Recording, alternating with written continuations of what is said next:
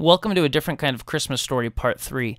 This is our final video looking at John 1 through 18. We're going to finish by looking at verses 14 through 18.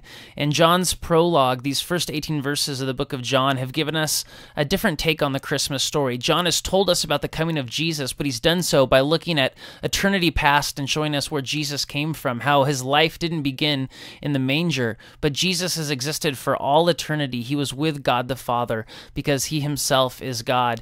And we've seen how Jesus played a crucial role in creation and the role that he plays in salvation and why he came to bring us salvation. And today we're going to get maybe the most profound thing that we learn about Jesus from John in these verses. So let's start reading.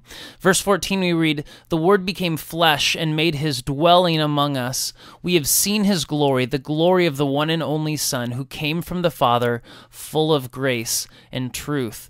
I love that phrase there in verse 14, that the Word became flesh. What John is telling us is that Jesus became human. He took on humanity. He didn't just sort of put on a human suit to kind of trick us all and to make us think that he was a human. He became flesh. God became a man. And then he says he made his dwelling among us. And I wrote here, Jesus pitched his tent among us. That's really what this means. What Jesus is doing here, this is a really theologically rich term. In the book of Exodus 25 through 8 through 9, it talks about God's tabernacle. And God's tabernacle, or God's sanctuary, was the place where God would meet with the people of Israel, where his presence would manifest itself on earth.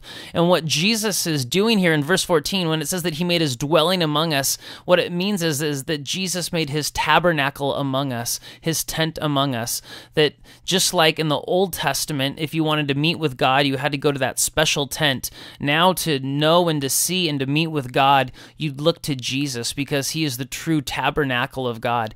And as John says here, that when you see Jesus, you see the glory of the Son who came from the Father. You see the glory of God. He goes on to say, verse 15, "John testified concerning him. He cried out, saying, 'This is the one I spoke about when I said, he who comes after me has surpassed me, because he was before me.'" Even though John the Baptist was born first, Jesus was before him because Jesus is eternal. "Out of his fullness we have all received grace in place of grace already given." What John's saying here is that we have received grace from Jesus, grace that is even greater than the grace that God's people had in the Old Testament. For the law, he explains, for the law was given through Moses.